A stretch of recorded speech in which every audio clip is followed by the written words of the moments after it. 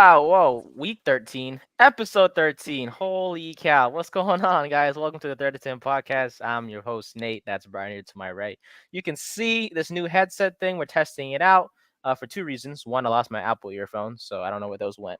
And second, I thought this might sound better for those of you listening on the podcast version. In terms of the YouTube version, I may look like an idiot, but it's okay because the point is that you guys get content no matter how we look. And this is a weekend episode as we're recording this on a Saturday. So yeah, before we even start, Brian, what's up, my guy? How you doing? I think it's better for everybody the Mets stop playing baseball for the rest of the season. Wow, what's going on with the Oh, Mets? because they suck. They were winning today 2-1, and for probably the fourth day in a row, they have blown yet another lead. So they're losing 4-2 in the 10th inning right now. The Giants are the bases loaded, and the Mets are bringing a new pitcher. So we'll keep you updated. We'll keep you updated on how this goes. This should be funny. Beautiful. Yeah, we'll keep getting updates from you on that. So yeah, we're recording this on a weekend. So a few things before we get started. We'll address also at the end of the show. This will be our last episode for a week or two. We're gonna take a bit of a hiatus for personal reasons. And then Brian's gonna be occupied with his stuff going on as well. This next week. So this will be our last episode for a little bit. We'll be back with you the next few weeks or so. I'm going to a Jay-Z concert.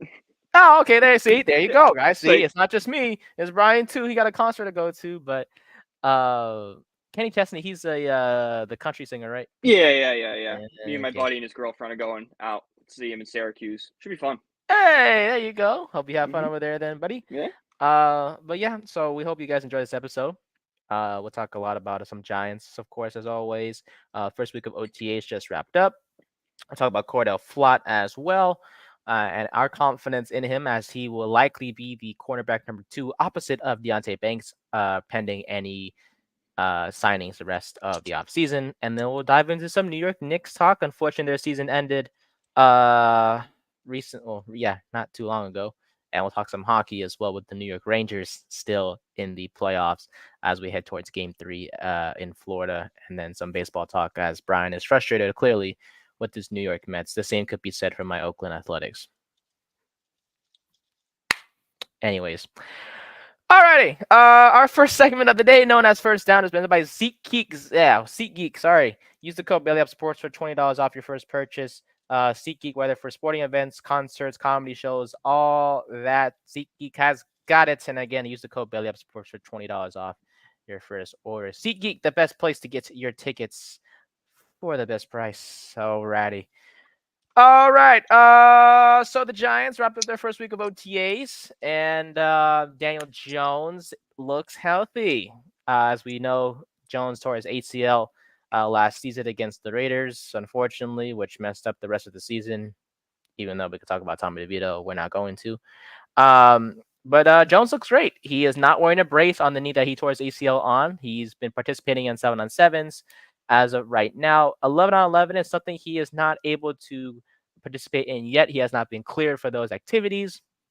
But as of right now, Brian, Jones is currently doing 7-on-7s. And I guess your thoughts on that, man? I mean, he looks healthy. I'm sure you've seen clips of him throwing the football a little bit. It looks pretty good, right? He looks fine. Yeah, he looks fine. I saw him actually do progressions for the first time. The pump fake actually went through the read, so that was good to see. And it's good to see him out there. Like, sure, it's not 11-on-11, but at least he's doing some sort of football activity to give us some sign that okay, maybe he's gonna be ready for week 1, as the Mets are now down 7-2. Oh wait, hang on a sec. Oh no, it's foul. Yeah, it's 7-2. Okay, so enough of that. But yeah, no, Jones looks good. The Mets suck. That's it. All right. Poor Mets. But yeah, Jones, a couple highlights during his OTA sessions, according to the official Giants website. He hit Malik Neighbors on a deep touchdown pass, which was great to see. Because one thing that we want to see more from Jones is the deep ball. And, he's already hitting Malik Neighbors on one of those passes is a good thing, because we've said it so many times to the fact that you guys get bored of it. Malik Neighbors is the wide receiver number 1. Jones has always needed. Darius Slayton, he is best as a wide receiver number 2. He's not a number 1 guy. Neighbors is a number 1 guy, and things are already paying off. Despite the fact that people say that Neighbors doesn't like being in New York. Look, This guy's a That's just I don't get this. It's a stupid narrative they're trying to run. I'm not getting it. Yeah, me either. Like, what, he can't look serious? He has to be happy all the time? We've seen the guy smile. He's a dog. He's ready to work.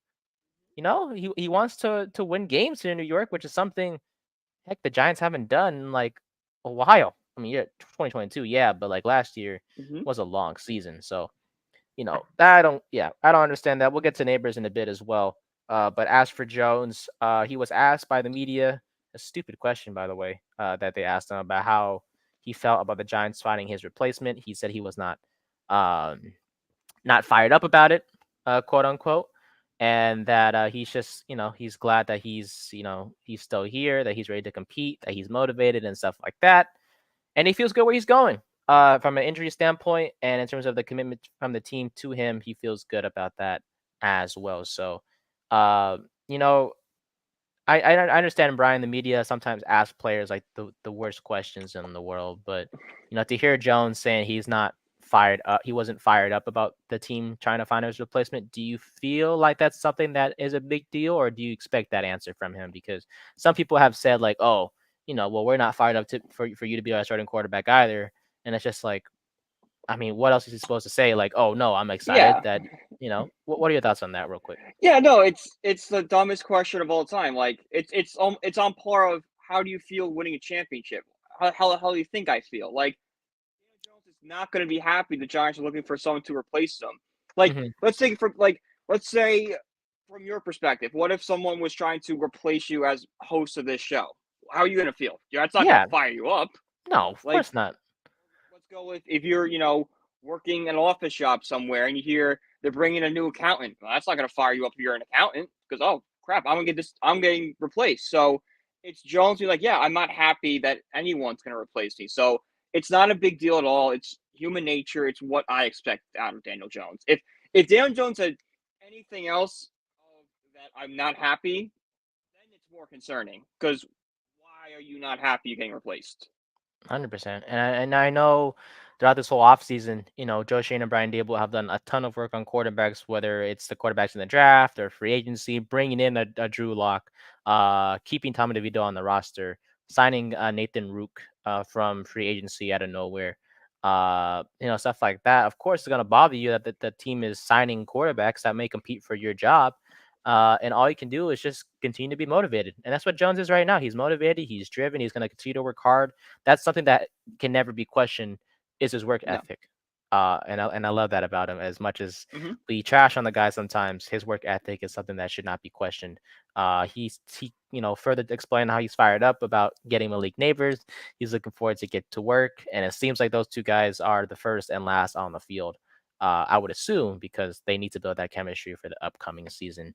And look, we've discussed it on our previous episode with Daniel Jones. I still have hope for him. I know you do not, which is perfectly fine. But look, at the end of the day, we want this Giants team to win. If that means Jones is at the helm, then so be it. We just wish him nothing but the best, because at the moment he is a starting quarterback, and hopefully he is cleared for 11 on 11 sooner rather than later, so he continue to build up that knee strength and be ready for week 1 against the Minnesota Vikings at home to start the 100th season for the Giants. Now, Jones was at OTAs, obviously, because why wouldn't he? But two guys that remain absent from OTAs, Darius Slayton and Darren Waller. You would think that this is surprising. It really is not. No. Starting with Slayton, he does want a new contract extension, but he is not at OTAs. However, he is required to show up at the mandatory minicamp, which is next month. And if he skips that, he will be fined. So I guess we'll play a quick game of, are we concerned or not concerned? Slayton not being at OTAs. Not concerned because we learned about this like a couple weeks ago when we went off on him for even considering holding out because he's just not that type of player. But no, I'm not concerned with Slayton holding out. I think he'll show up for minicamp. I think he'll be fine. He's just trying to get some leverage in this contract negotiation. Which is, do you think it's valid that he's doing that? Or do you feel like he should have just been here anyways? He should have been here anyway because he's not like when you hold out. It's when you're trying to hold out for a big time contract. If Darius Slayton gets a big time contract, we messed up somewhere. Darius Slayton should get like a 1-2 year deal at most, with a few $1 million. He could have played out the rest of his contract this season, which honestly I don't know why he wouldn't do that. But hey, I'm all for getting your money, but at the same time, Know your worth. we have your replacement in Neighbors. Know your worth. Like, you get your money, but like also have some kind of realistic. Like, all right, I can't really hold out here. Exactly. So Slayton is not the only guy that is not present at OTs, but Darren Waller is also not present. His ex-fiance is doing quite well in the WNBA, playing her ball over there for the Las Vegas Aces, but Darren Waller remains very absent. confident. He's showing up to those games dressed very, very beautifully. Like, 100%. She is doing extremely well. the rumors are true that Waller was cheating. Waller, what are we doing, man? And it's I still understand if he did cheat, why would he do that? But hopefully that's not the case for both parties. Maybe they just ended on mutual terms to an extent, and it's just the hurt that they're feeling. Maybe it's the distance. I mean, one living in Vegas, the other one living in New York. That obviously makes it hard as well. But yeah, Waller is still not at OTAs, and the coaching staff still isn't concerned. And according to Brian Dable, he says, quote, when Darren makes his decision, that's what we'll go with. Now, Waller is expected to make his decision before training camp, which is like not till August. So, which is kind of a long time from now. However, he does have until I think June, right? Yeah, June. And if he does retire around the June deadline, the Giants will save about $11 million on the cap. So that's why the team isn't pushing him right now to make a decision, kind of waiting till that June time to do so. I may be wrong about the training camp part, starting in August, because that's when the preseason starts. So I think it's mid-July. Beautiful. That's why you're here, to correct me. Are we concerned about Waller still? Yes. Okay. Because I just wanted, because it's one of those things. Just make your decision so this team knows what they have at tight end. Like, are we going to start Bellinger and Theo Johnson? Are those going to be tight end 1-2, or is it going to be Darren Waller? Like, just let Brian Dable and Joe Shane know what you want to do, so they can start building this team and really start focusing on these guys. Fair enough. Yeah, I think, it's sad to see Waller still not here. Obviously wish this guy nothing but the best because we don't know what he's going through. Obviously it hurts when you lose your partner like that. But at the same time, like, dude, we kind of need you on the field, man. So we got to know if you're going to be here. So like, it's like, like I get grieve how you want, but just let the team know. That's all you got. You don't need to go into detail. Just be like, hey, like, I'm not coming. All right, cool. See you. There you go. So, yeah, we're not. So one guy we're concerned with, which is Wall. The other guy we're not so concerned with is Slayton. So, because Slayton has to be here for mandatory minicamp, otherwise he will get fined, and that's something you don't want to do, because you're trying to get more money and you're losing money if you don't show up at camp. So, figure it out. And then a few more takeaways before we dive into our next topic. Brian Dable calling plays at OTAs. Look at that. According to some information acquired from the Giants country, Dable was looked to be having the walkie-talkie in his hand and the play sheet during an 11-on-11 drill. He was obviously not going to admit it. Well, unless he was asked about it, obviously. But it seems like Dable is kind of taking that job away in terms of calling plays from Mike Kafka and putting it in his own hands. This whole skepticism could be, going back all to week 2 against Arizona when the Giants were down by 20-something points early. We saw Brian Dable with the play sheet. He was covering his mouth with it at times, and that's when we first thought about, is Dable calling the plays for this Giants offense, or is it still Kafka? It's clear so far during OTAs that Brian Dable is the current guy to do so. And to be honest, Brian, it's not much of a surprise, right? I mean, this is Dable's third year as the head coach, and last year was a bummer. The first year was pretty good, but your thoughts on Dable possibly calling the plays along with being the head coach this upcoming season? Yeah, I love it because it's Brian Dable's playbook. Like, we talk about Mike Kafka all he wants. This is Dable's playbook from Buffalo. This is the one it's changed, obviously, to fit the Giants a little bit more. But Dable wrote the playbook, and Kafka is basically just calling plays out of it. I want the guy who made the playbook to call the plays because he knows what works. He knows what he wants each play to do. He's going to have a better idea of what the matchup should be rather than someone who's going to have like an outsider's perspective on it. I want the guy who made it to call the plays. I like it. Yeah, I mean, why not? I mean, this guy, he was an offensive genius in Buffalo. Like, he was the guy behind Josh Allen's success. And Exactly. yeah, if they want the same thing to happen with the Giants, then let him go to play. Kafka, he's great, but put him on the side, have him kind of lessen his role a little bit, have some input, of course, but not the whole decision making when it comes to playing the calling the plays. Why not have Dable? I mean, Andy Reid does it. Yeah. Not comparing the two, but I mean, why not Dable? A few more takeaways real quick. Tommy DeVito looked pretty good during OTAs apparently this past week as well. Theo Johnson getting a lot of reps because Daniel Bellinger is also not at OTAs as well. Not sure why, but good for Johnson himself, who is a Exactly. rookie. Offensive line, Andrew Thomas and Evan Neal was not participating in 11 on 11 during the recent OTAs. So that means Joshua Azudu and Yotny Kajust were the starting tackles in that particular drill, which meant Brian Burns and Kayvon Thibodeau were burning the heck out of him because those two's got those. Why are we playing Azudu at tackle again? Like, do we not learn our lesson? Like, this doesn't No, work. we didn't learn that lesson Like, apparently. guys, come on. Like, it's ridiculous. Try something else. It's not Exactly. working. Put him at guard. Okay. Yeah.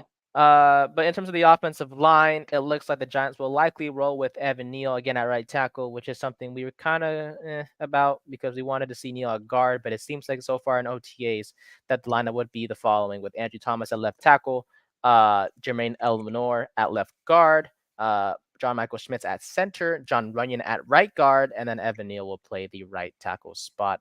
Runyon has been playing right guard ever since he got to the Giants.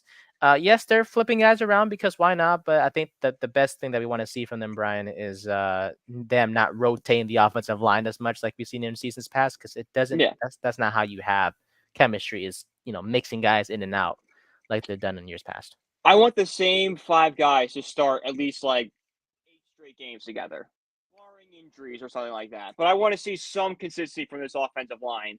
That is not we're not switching guys out because they're underperforming or they just suck. We're switching guys out.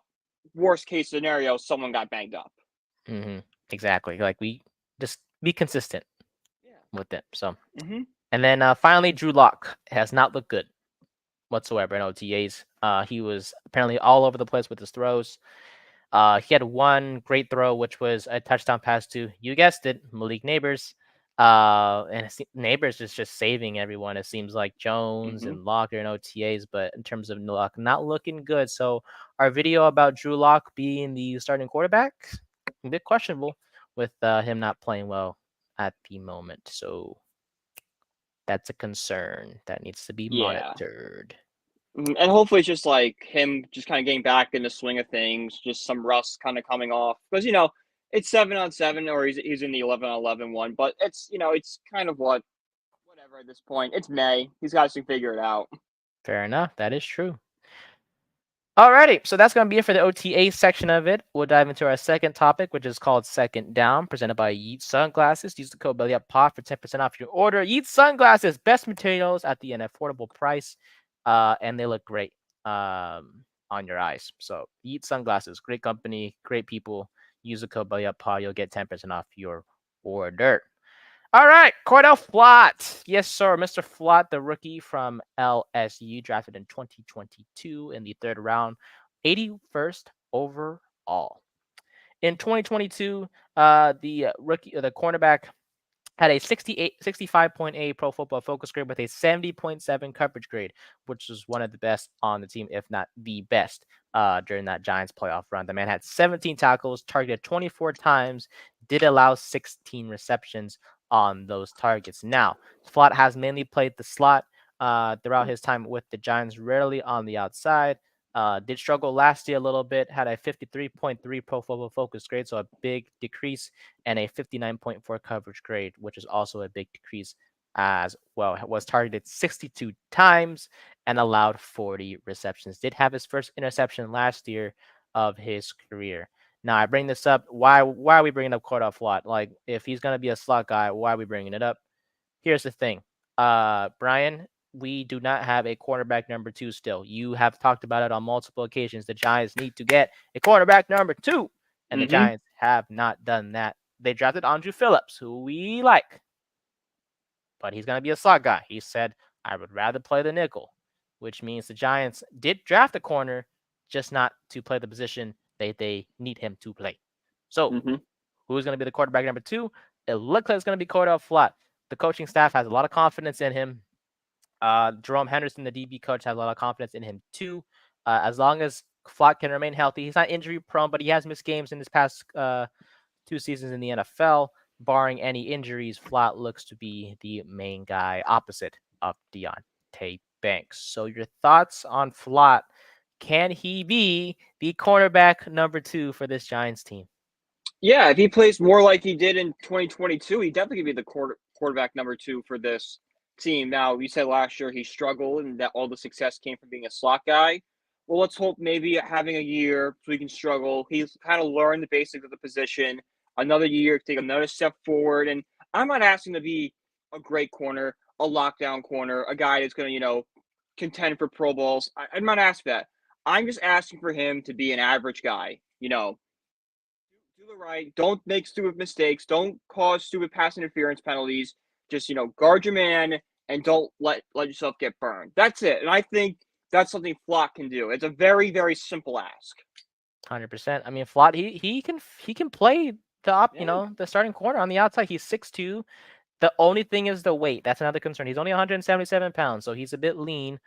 He does rely a lot on his aggressiveness and in his intelligence as well. So putting him on the outside, they are confident in him, but he does need to bulk up a little bit while also maintaining the speed that he has. Well, that's when you get the trainers on the phone and get an off-season workout program going. Like, all right, we want Flott to gain X amount of pound of muscle by training camp. That's when you talk to your doctors and your, nutritionists and your, strength and conditioning coaches. That's why these guys are there. You talk to them so you get Flott on a regimen where he can make that goal by training camp or get close to it by training camp. And Flott is just 22 years old. Like, he's still a young guy. Like, he's my age. Yeah, there you go. That's optimistic right there. You're still young. You still have a long career if you can maintain your position, for the in the NFL. So, to have the confidence in from the coaching staff, it's a good sign. Yeah, and it's easy as a younger age to put muscle on. So there you go. The older you get, the harder it is. So yeah, the goal for Flott, according to reports, is 180 pounds first. That is his goal. He doesn't want to gain weight, obviously, and have it be bad weight. So 180 is a reasonable weight to have. Speaking about the defense, quick note: the Giants did make a bit of a change recently. Andre Patterson, the defensive line coach, will be working with the linebackers as well. We know from Andre Patterson has helped out a lot with Dexter Lawrence and his growth in the NFL to be, if not the best defensive tackle in the NFL, Lawrence is. And but it looks like the Patterson will also work with the linebackers and help them with the pass rush. So Kayvon Thibodeau, Brian Burns, and Azeez Ojulari are going to be the main beneficiaries of working with Patterson. Time. Your thoughts on that real quick before we go to our other topics. No, I love that. If we saw what he can do with Dexter Lawrence. If he can, get that kind of production out of Brian Burns, Kayvon Thibodeau, this pass rush is going to be scary. It's going to be one of the best in the league. And it's already being rumored to be one of the best in the league because you have Brian Burns and Kayvon is expected to take that next step forward. And Azeez Ojulari, if he can stay healthy, he could be someone that can get, a good number of pressure on the quarterback. And if you're going to bring in someone that turned Dexter Lawrence, who was, average defensive tackle, I think, but turn him into one of the best in the league. Yeah, let's see what he can do with these linebackers. And I think what I like the most about it is that they're building chemistry off the field. We saw it with the softball game, right? We saw it with the fishing trip that you brought up a few episodes ago. Burns and Thibodeau are bonding a lot. Ojulari not really a part of it as much as we've seen. Maybe behind. But he's going to be the third guy. The main guy is Kayvon and Burns. Those are the main guys on the field. So if those two have chemistry, I'm okay. 100%. And this pass rush is going to be the best it's ever been in like a while. So maybe since Tuck and Pierre-Paul? Probably. I mean, we hope that was the case with Ojulari and Thibodeau, but that hasn't been the case. You bring in Burns, that's what you can compare. Like, okay, Tuck and Strahan or Tuck and JPP. And Mhm. hopefully, I wonder what JPP is doing these days. He was at Baltimore last time I saw. Huh. He was randomly a Raven. 2 seasons ago. I don't know if he's still there. I don't think so. That's a good question. Jason Pierre-Paul. Let's see where JPP is. He played with the Dolphins and the Saints last season. Yeah, Played free 3 agent right games. now. He played for. He's gonna be that guy that someone's gonna get hurt during training camp, and they're gonna call it Jason Pierre-Paul. Remember, he was a Pro Bowler with us. And Yeah, he was. Dang. he Was was great so for good us. before he blew his hand off in that firework accident. I know he was getting sacks left and right. Now his fingers got sacked. Yeah, So, yeah. poor guy. But I miss the old Giants. Oh, that's what we were going to do. That's a future episode idea. Was going back Mm-hmm. to our favorite Giants from years past Yes. and talk about them. That's gonna be our future Mm-hmm. endeavors per se for the 30 to 10 podcast. So watch out for Yeah. that. But that'll wrap it up for second down, or second segment of the day. So we shift to third down now. Presented by Righteous Felon Jerky. Use the code BELLYUP for 50% off your order. Righteous Felon, great snack to have in your pantry. Great ingredients in those jerky. So use the code BELLYUP for your Righteous Felon order to get 15% off. And we're going to shift away from the gridiron for a little bit, talk about the other things going around the world of sports, because, football is kind of a dead period right now. A lot of teams in OTAs, not many headlines as much. So we'll start with the NBA. Right now, we have 4 teams left in the playoffs. We have the Dallas Mavericks and the Timberwolves. The Mavericks, at the moment, as we're recording this, keep in mind, are up 2-0 on the Wolves. And then today is game 3 between the Boston Celtics and the Indiana Pacers, who will be without Tyrese Halliburton for game 3 with a hamstring injury. Celtics up 2-0 in that series as well.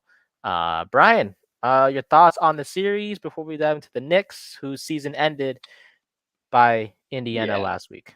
Yeah, Boston's gonna sweep Indiana. It's not Seems like like I it. wouldn't even watch this series. It's with Halburn out now for game 3, it's over. It's over. Celtics gonna cruise to an NBA finals. And Mavs Wolves, I still think we could see a really, really good series out of them. Like I know Dallas is up 2-0, but that Timberwolves team has got a lot of talent on it, especially with Anthony Edwards. Like I don't count them out yet. 100%. I do want to ask, because the Eastern Conference, and you can correct me if I'm wrong, it does seem kind of easy for these Eastern playoff teams. Conference has always been easier than the West, and it will be for. That's why, like, this would kind of be a transition to the Knicks a little bit. That's why I wasn't so heartbroken about the Knicks losing, is because like the East is so wide open. Like Boston, and then the Bucks can be good with Giannis, and the Bucks can be good with Giannis, and if Lillard comes back, the Sixers can be good if Embiid can stay healthy, but who knows? Embiid's kind of a weird guy. He's, is he going to want to stay in Philly? Who knows? So outside of those 3 teams, there's no one really else. So the Knicks can obviously easily slide in that 4 spot. And I think depending on what they can do this offseason, could jump to 2 or 3. And you mentioned how the East is easier than the West, and it's been like that for years now. Um, you can't really say there's a solution to that, right? You can't just be like, No, oh, it's because it's about team building and stuff. And if all the stars want to go play out west, that's what they're gonna do. Like you can't make a rule that you can't play where you want to go. It's no, these guys. That's why we have free agency. These guys get to the open market and then they decide where they want to play. That's players have fought for that forever, and there's no way of changing that. could you bring up the concept of weather into the players' decisions in terms of free agency? Because the East, West Coast weather is kind of better than the East Coast. I'm just saying from a Right, yeah. No, you fair weather could. perspective. Weather is definitely a factor. Taxes are a factor. Like, are you going to play in, Oklahoma where there's no income tax, or are you going to play in New York where you're going to get taxed crazy? Like, Mm. which one are you going to pick? Well, I'll make more money if I go play in Oklahoma, so I'll go out west. It's all little things like that. Like, there's a bunch of different factors, and they probably all factor out about the same. There you go. So And also, we should talk about real quick how the injuries have played a big part in these playoffs, especially in the East, because, let's start with the Celtics, right? First round was against Miami. That was pretty easy because No Jimmy Butler. right. Second round was against the Cavs. Cavs. No Donovan Mitchell for like the last two games. Mm-hmm. Now they're against Indiana. So we should go to Indiana real quick. First round was against the Bucks. No Giannis, no Dame for a few games. The Knicks without what? Everybody pretty much, especially Brunson when he went down. So that was pretty easy for them. And now they're feeling the effects of, having their own players hurt with Halliburton out for game 3. So you mentioned at the beginning, Boston, kind of an easy run to the playoffs. Because of all these injuries, and you hate to see it because you want everyone to be at full strength. And for the Celtics, they won't get to experience that because all the teams that they've played have been hurt or have injuries that they're dealing with, and that's the same for the Pacers, their opponent in the conference finals. Yeah, whoever the Celtics play in the finals will be the hardest opponent they faced all season. By far. Whether if it's Dallas or Minnesota. And that's when you'll see how good of a number 1 seed they are. Exactly. Yeah, they haven't been tested yet. They're going to get tested in that finals. I think you find both these guys have the star player to go up against Jason Tatum. 100%.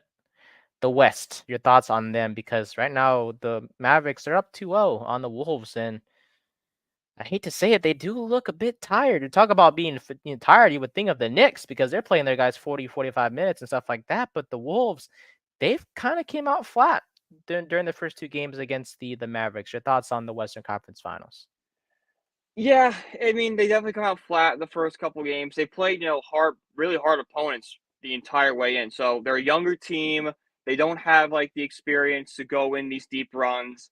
Unlike the Mavs, who have a guy like Kyrie, who's gone to championship and won championship in the past. Luka's gone deep in the postseason before. That the Mavs are a more playoff tested team than the Timberwolves are. So that's why you're seeing them be able to maybe the Wolves aren't flat. The Mavs just know how to keep the same energy throughout the playoffs because they have so much playoff experience on the roster already. Are you surprised the Oklahoma City Thunder didn't make it this far, or do you feel like that the youth kind of played a role? So it was definitely the youth. My buddy's a big Thunder fan, and he said the same thing. He goes, "Sure, we're number 1 seed, but I'm very worried about this team because we are just so young. How can we expect to compete against teams? These guys don't know how to compete yet. They're going to learn." And they did. And I want to say that no matter what happens with the Wolves, I am proud of them. The fact that they knocked out the Nuggets in the 7 games, it hasn't. I know Anthony Edwards has looked a bit, kind of fatigued recently, especially in Game 7. He wasn't the reason why they won. It was Karl Anthony Towns who carried the way in Game 7 against the Nuggets in the second round. So, shout out to the Wolves. No matter what happens in the rest of these playoffs, they made it this far, and that no one expected them to make it this far in the playoffs. So, I hate to look ahead, but with both series looking at 2-0, we're looking like Celtics Mavs. That's what we're looking at. At this point, and the finals start on June 6th. So if they can wrap things up sooner rather than later, if they both sweep their opponents, the Mavericks and Celtics do, they're gonna have a lot of rest before Game 1, and that's what we want to see as those two teams having as much rest as possible. So shout out to them, Celtics and the Mavs, and no matter what happens with the Wolves and the Pacers, hell of a season by those teams as well. The Knicks, dude, I'm sorry. Your thoughts on the next season real quick before we shift to the hockey, because the Knicks, hell of a season. Jalen Brunson, superstar. And superstar, without question. This cemented him as a superstar status. The Philly series alone did it. It's one of those things where the Knicks were so injured that even if they did win that Game 7, they're probably going to get swept by Boston. Maybe pull a game out in New York, but they were never going to be able to beat Boston with, especially that Brunson got hurt. They were missing everybody. They were just missing there. So if the Knicks can get healthy again, pull off some big move in the offseason. Don't know what it is yet. I heard Mikal Bridges, the Villanova. I kind of like that. Don't love the Paul George rumors. Donovan Mitchell seems like the time for that kind of passed. I trust Leon Rose. I think he's going to do something big this offseason. I just don't know what it is yet. But this team is going to get back. Like this, the window is just opening for the Knicks.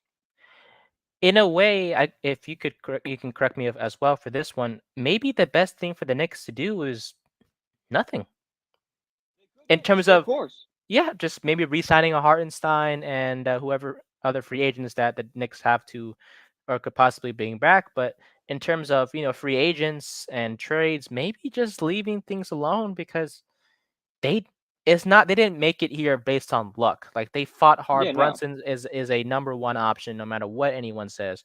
Josh Mm-hmm. Hart plays extremely hard. Dante DiVincenzo is a great option, second or third option. OG and Anunoby, when he's on the court, they win. The Knicks are undefeated. Yeah. Yeah. He's probably the biggest guy. Like, I'm pretty sure he's a free agent or like his contract's coming up. The Knicks have to get him back next season. He is, in my opinion, a must return for this roster. Yeah. So and it's just like, why not just bring the core back? I would, like you just said, Paul George.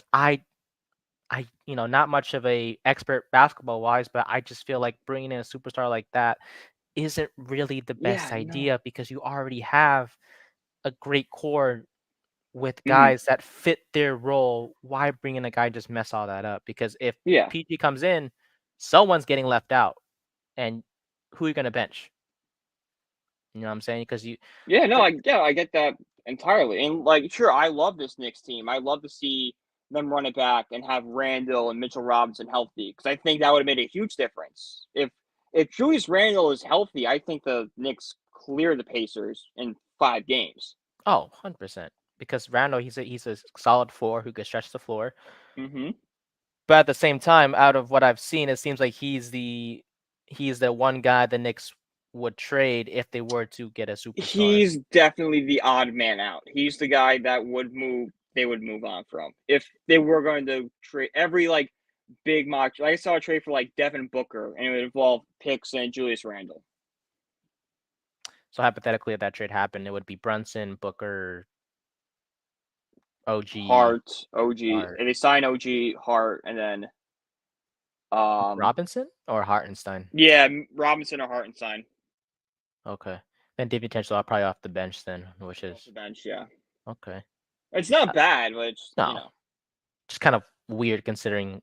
The question is the team actually getting better with Booker, or are you just smarter staying with Robinson? Not Robinson, staying with Randall and not really messing anything up. Don't bring any new voices, superstars who might have egos, might, especially in the Mecca like New York, might let that kind of go to their head a little bit and screw up what is potentially a really good core. Because the Knicks just have guys right now. Like, they don't really have, like, Brunson's a superstar, but he doesn't, act like a superstar. He's kind of still kind of under the radar a little bit. There's not really, like, a drama guy like Kyrie. There's no ball hog. It's just guys who come in, go to work, and just play basketball. That's all they care about.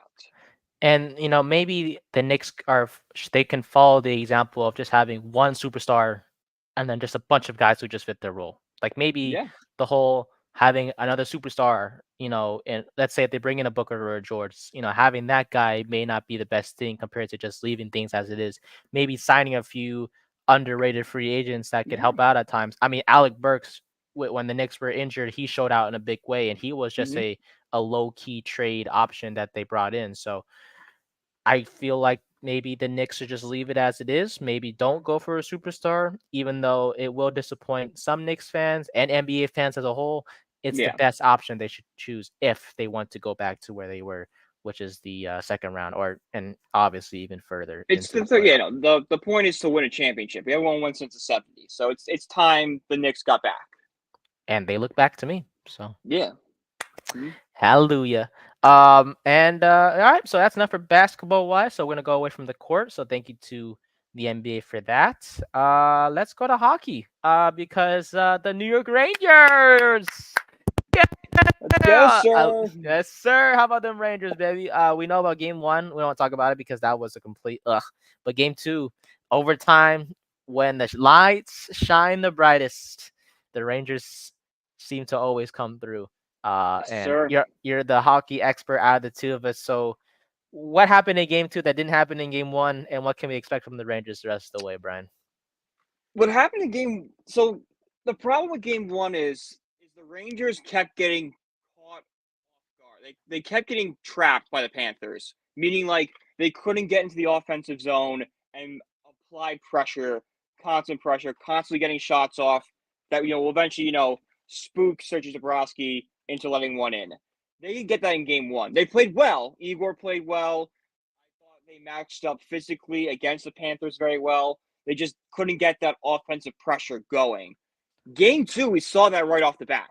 Like we saw in the first 5 minutes of the game, the Rangers had 7 shots, had already scored a goal, and were going on a power play. So we saw them right out of the gate explode. And we saw several of those throughout the game. There were constant times that, all right, there were also times the Rangers were getting trapped again, but they would, rework the line or place someone there, or, throw Matt Rempe out there to go hit somebody and re-energize the crowd and the team. And then you would see the Rangers go on their push. And that's obviously what won them the game.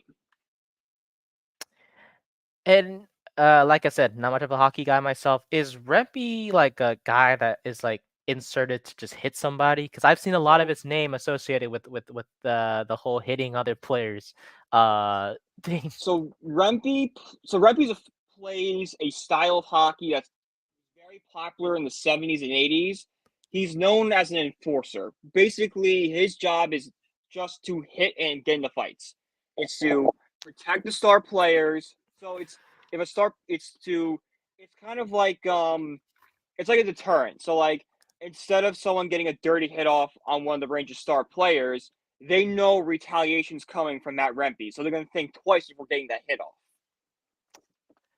Is it because he's like 6'8"? Yes. Because he's big. Rempe, 21 years old, a Canadian, 6'8". Oh, it says 6'9" on Google, but I guess he's apparently 6'8". Damn, 6'8", 241. Yeah, I think twice too. Mm-hmm. Shit. Okay. So the Rangers. Okay. How are we looking though? Are we confident that they'll pull it out the rest of the series? I mean, I know they lost game one, but winning game two has to have Winning game some. two has a lot of momentum on it in the Garden, in overtime, and it showed the Rangers that they can score on Sergei Bobrovsky. That was a big thing going into this series. Was the Rangers never faced a goaltender that could go, shot for shot with Igor. The Capitals always was one lower. Freddie Anderson for Carolina, nowhere near the level of player Igor Shesterkin. Sergei Bobrovsky is a top 10, maybe arguably top 5 goaltender in this league, just like Igor Shesterkin is. So the Rangers had to prove for themselves so they could get the puck past them, and that's what they did in game two. They won in overtime, so they have momentum. The series is tied. They're going to Florida. Just take one in Florida. That's it. You just need to win one game to go back to game 5 in the Garden, tied 2-2. That's it. Because you're going to have home ice advantage, and turning the series into the best of 3 when you have 2 home games has to make you confident if you're a Ranger fan. So momentum's on their side. Win one in Florida, and you'll be okay. And home ice does mean a lot for the Rangers, who in the regular season played extremely well at home. To be exact, they were I forgot the record was. It was they had a solid record at home, if I'm not mistaken. They always won. Yeah. They had a solid record everywhere. They were, they won the President's Trophy. They're the best team in the league. Exactly, and then it's Madison Square Garden. Like you can't. World 30-11 Arena. to be exact. 30-11 at home this year. So,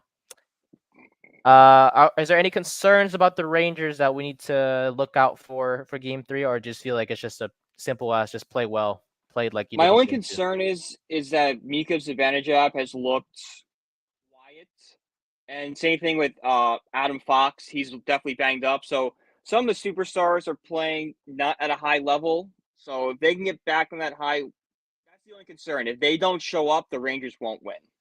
Okay, gotcha. Alrighty. One more hockey question. Oilers and Stars Game 2, as we're recording this, is tonight. If you were the Rangers and you make it to the Stanley Cup Finals, do you have a preference? I would rather play the Oilers. Why is that? Because the Stars are very similar to the Panthers, and I think the Panthers give some most problems. They have Jake Ottinger as their goaltender, who's very good, whereas the Oilers have Stuart Skinner, who has not shown us that he can be an NHL caliber goaltender this playoffs. And in hockey, like especially the playoffs, you just need a good goaltender.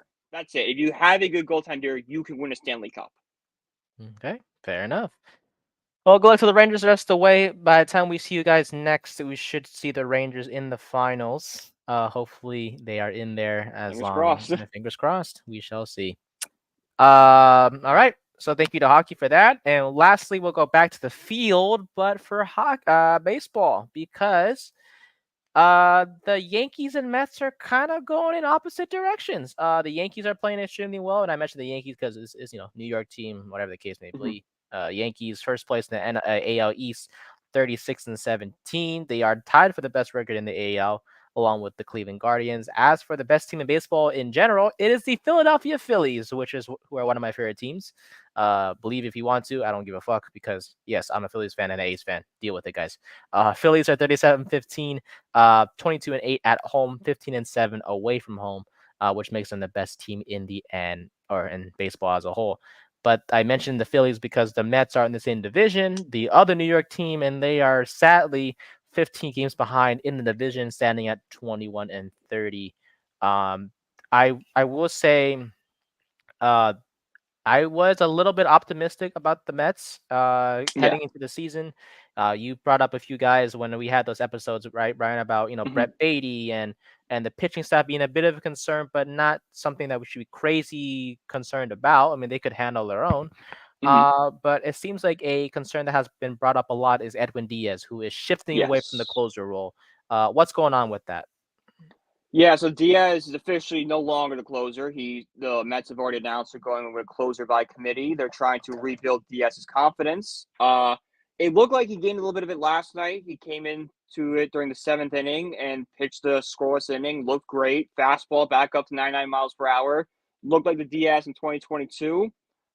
Unfortunately, they brought him in today and he blew another save. I think this is the fourth straight save attempt he's blown. And this is the fourth straight game where the Mets have blown a lead. The Mets could be on a 3-game win streak right now, would have continuously blown leads and just have not been able to do it. So something's got to change with this Mets team. This Mets pitching is awful. Hitting, it's okay. It's spotty.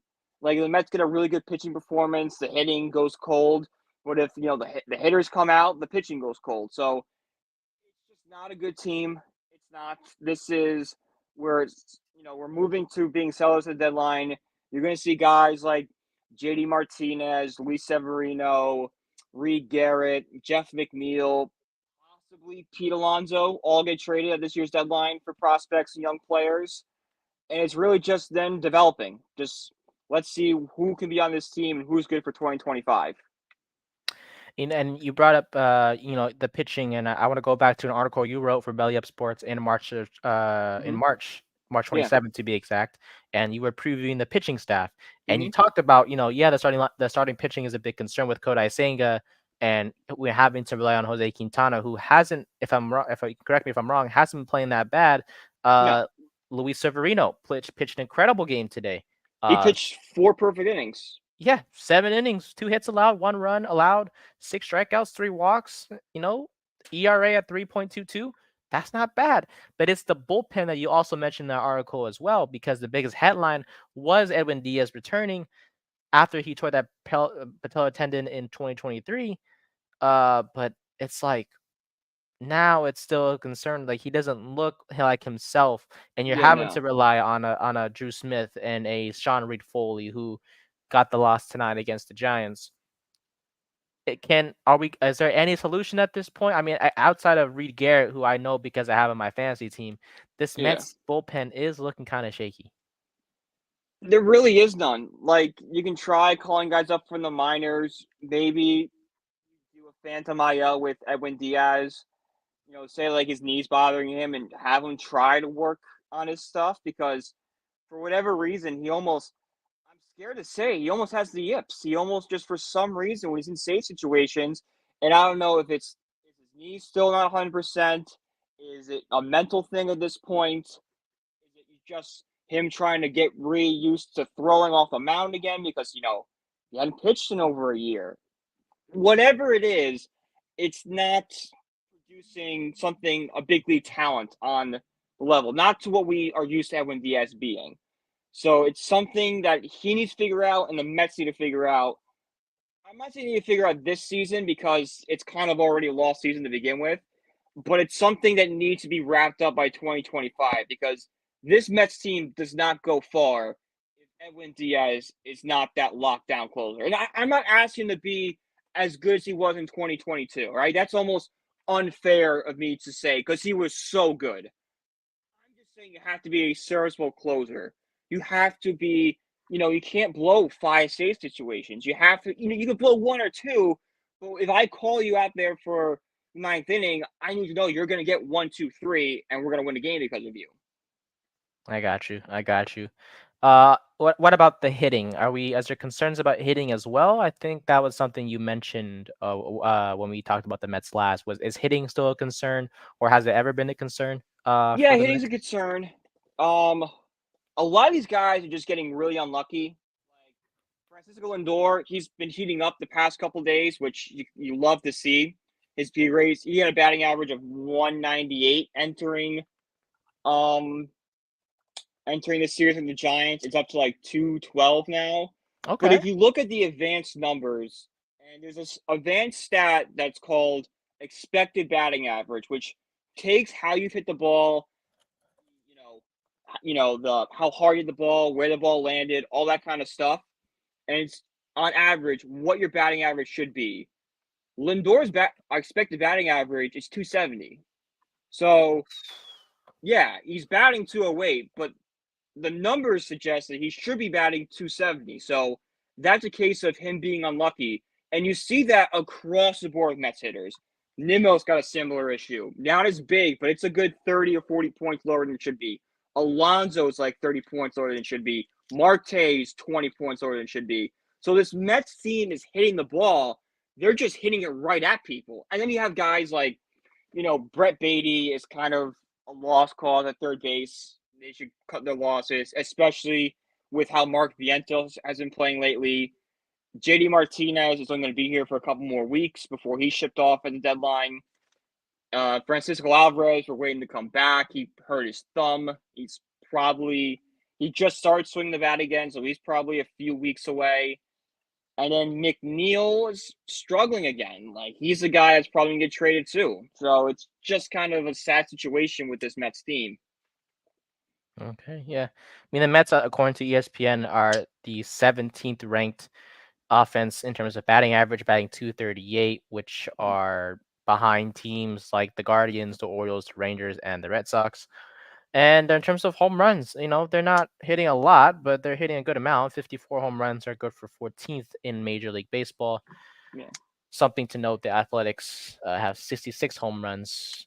So, but I mean, what matters is the RBIs, and the Mets are 17th in RBIs. So home runs aren't everything, but the power. The Mets also don't really have one power hitter in their lineup in Alonso. Like not Marte. Martinez can hit the ball in the ballpark, but outside of that, the Mets just don't really have that big bopper in the lineup outside of Pete, who has 12 home runs and 26 RBIs to this day. So, all right. Well, good luck to the Mets. We'll see how they would do. They are, it's still early. There's still plenty of baseball left, but it's, if things need to be turned around, it's now than later. The Mets right now have the same record the Phillies did when they went to the World Series in 2022. There you go. So see, you're never out of it yet, but it's not looking great. Optimism, baby. That's what you got to go with. So, alrighty. Let's see. Yeah, that will do it for this one. Unless you want to go for it on fourth down, it's up to you. Your choice, good sir. I don't care. All right, we'll go for it. It's gonna be our last episode for a minute, anyways. So we're bringing back our favorite game that we all know and love. It's Weddle. Woohoo! Weddle, as y'all know, we guess the player of the day. It can be offense or defense. So that is it offense or defense in this one, yes. or is this the other one? Yes, it is. It makes it. Yep, it's gonna be a little challenge today. So, all right, Brian, what you got? What's the first player you're thinking of, buddy, for this Weddle challenge? Azeez Ojulari. Why is it not popping up? This is the offense one. Why is this happening? Oh my goodness. Hold up. Is it this one?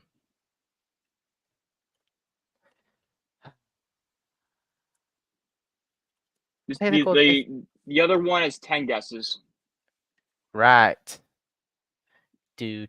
There we go. All righty. All right, it's a linebacker. It's a linebacker. All right. Aziz Ujulari is not it, but is a linebacker.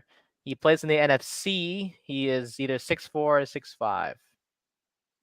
Older than 23, and his number is higher than 51.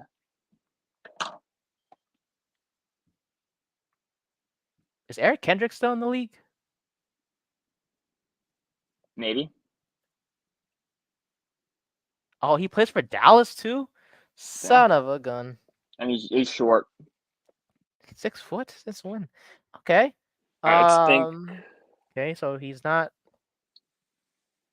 So he's between the ages of 26 and 29. He's 24. a linebacker. Oh yeah, 20. Yeah. Yeah. NFC South. What's a linebacker? Devin White. Devin White. There you go. Is he on the Eagles? Shit. You got the age though. You got the age. He's on the Eagles though, but you got the age. No, he's on the Eagles. Buccaneers. Dang. When did he go to Philly? Did he just sign with Philly?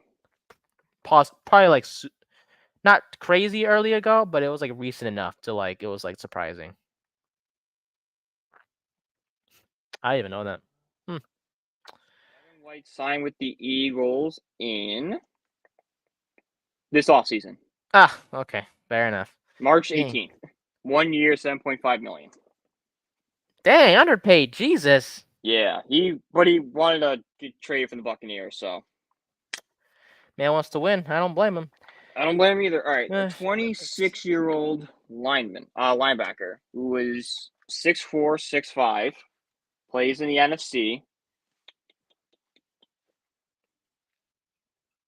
Damn, why do you give us linebackers for? Damn. Warner? No. What? It's like Fred Warner, but he's not 6'5". No. And is he? Is Fred Warner? Is he still in the Seahawks? No, he on the. You're thinking Wagner. I'm thinking Warner from SF. Oh yes. Yeah. I mean, you could do Warner. We have 10 guesses just to see if it's an NFC West guy. True. We could. Let's do that right now. Dang. Okay, wait. He's okay. No, we still know he's 26 years old. Higher than 54 is the jersey number. Okay. So he's either 57 because there's no linebackers like numbered 77 or 87 or 90s. So it has to be either 57, 58, or 59. Mm-hmm. He's not in the West, so he's in NFC South or NFC North.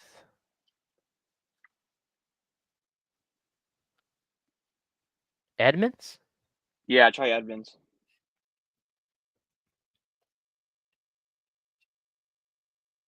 Dang, I got the height and the age. But not okay, so we know he's 6'5". Okay, 6'5" in the South. South. Saints? No. Panthers. Saints, Panthers, Falcons, Bucks. Trying to think of the Bucks. I'm trying to think of their linebackers right now. Like Brian Burns would be the first linebacker I thought of for the Panthers, but he's a Giant, so. Thank God for that. Yeah. Pete Werner? No. Werner's not 6'5". That linebacker is 6'5". Big linebacker. You can kill somebody. Yeah. Fuck, we might as well get the team. We only have like 5 guesses left, so we get the team, right? What's that linebacker's name from Atlanta? Starts with the O. Alucon? Yeah. Let's try him real quick. Shit, he's on Jackson. I swear he was in Atlanta. Oh my god. Oh god. Okay. That sucks. Shit.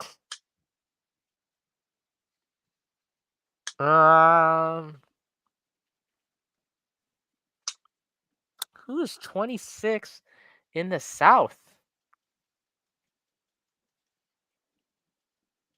It's like not Kuechly, obviously not. Devin in the league. Who? Devin Bush. He was the Steelers pick that year that White was picked, but I don't know if he's still in the league or not. He's on the list. We could put All him. right, try him. Yeah, because he would be the same. He was in that draft class. Cleveland. I went to Cleveland. Damn. Trying to think of guys from that class.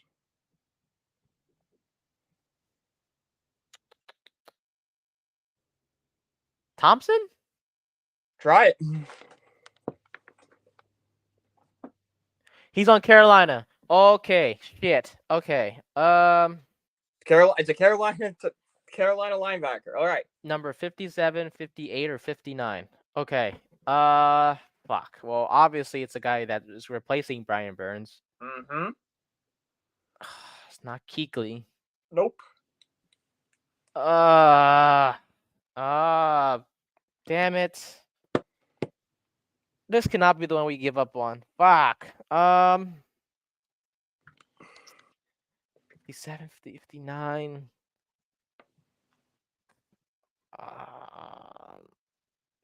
Thompson. Who was next to Thompson? I don't even know. Fuck. Damn it. Why? Yeah, white linebacker. Yeah, you could give us like a quarterback or something. Fuck.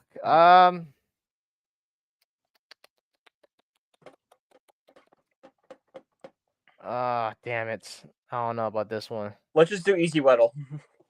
Yeah. Let me type in some random players to see who it was. Yeah. Oh, let's see. Kuechly's not even an option. I can't even say his damn name. Burns. Or just put. Kuechly retired. Who was it? DJ Wanum. Yep, never in a million years would I gotten that. Who did he just sign? I swear to God, he probably signed with these motherfuckers. Oh my God, he was a free agent. He signed with them. Fuck you, Weddle. Excuse my language. That's okay. I'm probably gonna edit that out anyways. Son of a. What the fuck? He has 23 sacks? Damn, this guy's For good. who? Minnesota. Oh, he had 8 sacks. No wonder. Oh, fuck off. No, fuck this. Where's the normal one? Okay, give me the normal shit. Any defensive players on here? Let me make sure. Okay, cool. All right, let's try this again. Give me one. Mr. Jalen Hyatt. Hyatt, I love it. Receiver. Perfect. NFC, okay. Over 22, 6'1" or 6'2", buddy. Under, so he's either a number 10 or a single digit number. Okay, let's think.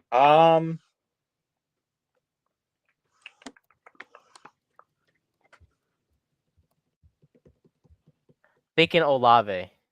Yeah, try that. Damn, number 12. I thought he was number 10. How old is Raymond on the Lions? He's number 8. Yeah, he might be young. He might be 23. He's a Lion receiver. Who's number 9? Williams.